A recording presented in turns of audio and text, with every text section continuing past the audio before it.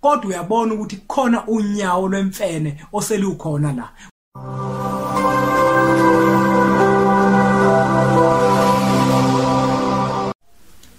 Ngiyakhuleka umhlaba wonke la kufinyela khona lomfanekiso oqoshiwe. Igama lami ngumlekeleli wakambanjwa, impunga yesintu, kanti insizwa zingibiza ngonduna kaNdaba. Untombizi yamncumela insizwa zemkhomba. Isilwane esincane saphuma ehlathini ekseni ngovivi, sazivuthulwa ngoba sigcwele amabele. Nawe ukuthi sanda kusijoyina kule channel siyakwemukela. Namuhla bafowethu angithanda ukuthi ngigeqa amagula, kodwa ngifisa ukukhuluma ngamaphupho ayizichitho kubantu. Wonke umuntu ophilayo phansi komthunzi welanga, ithongo nethongo elimembethe, liyaba nesifiso sokuthi impilo yakhe umuntu ihambe kahle. Naye umuntu uqobo lwakhe ophila phansi komthunzi welanga, kuyinto enhle kuyena uma impilo yakhe izohamba kahle. Kodwa uma impilo yakhe ingeke ihambe kahle, kuba yinto ebuhlungu kakhulu leyo, ngoba sonke sabantu sike sithanda ukuthi impilo zethu zihambe kahle. Yingakho ke namuhla ngiyimpunga yesintu ngithe ake ngibuke amaphupho ayizichitho kubantu, ngoba ithongo njengaliyinto esithandayo thina njenganabantu. Kube kuthe kulaleni kwethu bese lifike lizohlebela izinto eziyingqinamba empilweni zethu, nezinto ekuzohamba isikhathi zisilimaza, nezinto ekufanele ukuthi sizibheke thina njenganabantu. Sike sakhuluma ke ngamaphupho la umuntu ephupha khona imali. Saphinde sacacisa ukuthi noma ngabe yiliphi iphupho oliphuphayo, akufanele ukuthi wena njenganomuntu bese uhlale ugoqa izandla ungasukumi, okanye ungalinxusa ithongo ukuthi likuhlangabeze kuleyo nto uma ukuthi likuvezela into enhle. Kanjalo futhi noma kuukuthi uphupha iphupho elibi, okanye iphupho elikhombisa ukuthi empilweni yakho uzohlangabezana nobungozi, kusuke kufanele nalapho ukuthi uxhumane nethongo lakho ukuthi lobo bungozi ongase uhlangabezane nabo uyacela ukuthi ithongo libuchithe.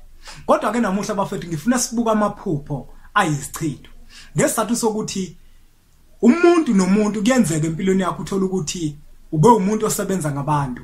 Uma umuntu osebenza ngabantu noma umuntu ovame ukwenza izinto phakathi kwabantu noma phambi kwabantu, abona abantu abasamthandi, abone izinto azenzayo abantu abasazijabuleli, yina mhlambe kukhona lesichithe sebesifakile kuwena. Nabantu nibabili niyathandana, nisothandweni, nisobudlelwaneni bothando, kodwa manje uthando lwenu luhlala lube nengxabano. Uthi mawubuka izinto ezinixabanisayo akuzona izinto ekufana ngabe ziyanixabanisa, kodwa uyabona ukuthi kukhona unyawo lwemfene oselukhona la. Kukhona umuntu osenithumele ngesichitho, wafaka isichitho phezukweni. Uzibona kanjani ke zonke lezo zinto? Ngale kokuthi mhlawumbe uzophuma uyohlola noma uhambile waya kohlola emntwini ohlolayo, usuke ezokwazi ukuthi naye akutshele ukuthi lento iyisichitho. Kodwa kwesinye isikhathi kuyenzeka ithongo likuhlebele wena njenganomuntu ukuthi nakuke manje empilweni yakho sekukhona isichitho esithile esikhona sebesifakile. Imaphi ke la umaphupho othola ukuthi ayizichitho? Noma ngabe yinini uma uzophupha indle, okwazi ukuthi khona umuntu osekuthumele ngesichitho, okanye khona isichitho esisiphezulu kwakho. Uma uzophupha abantu benza ucansi, uphupha abantu benqunu, okwazi ukuthi isichitho leso.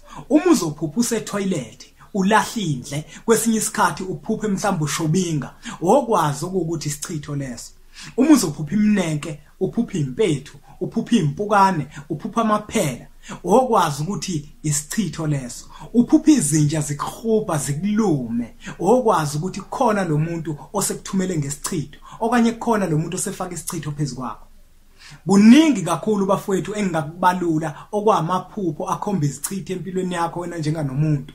Kodwa ke ngesizathu sokuthi ngilobile encwadini esihloko sithi amava ahlabahlosile, ingakho ngifisa ukuthi nawe uzitholele yona le ncwadi ukuze ukwazi ukuthi ufunde ukuthi sithini isintu uma kuukuthi ke manje sekwenzekile empilweni yakho lokho, sekwenzekile waphupha zonke lezi zinto, wayiphupha indle, wabaphupha abantu benza ucansi, okuveza kona ukuthi sekukhona isichitho phezulu kwakho. Yini ke kufanele ukuthi uyenze?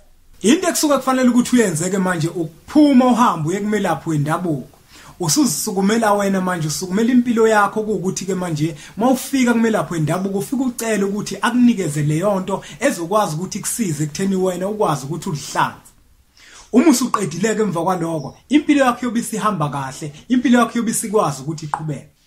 Ngithenga impunga yesintu ngizugeqa amagula ngoba angemuke. Usungazitholela incwadi esihloko sithi amava ahlabahlosile ukuze ukwazi ukuthi ufunde kabanzi ngale sihloko bekade sikhuluma ngaso, amaphupho ayizichitho phezulu kwempilo yomuntu.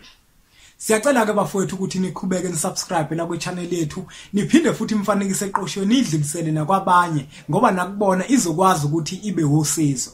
Ake sithi ke nje impunga.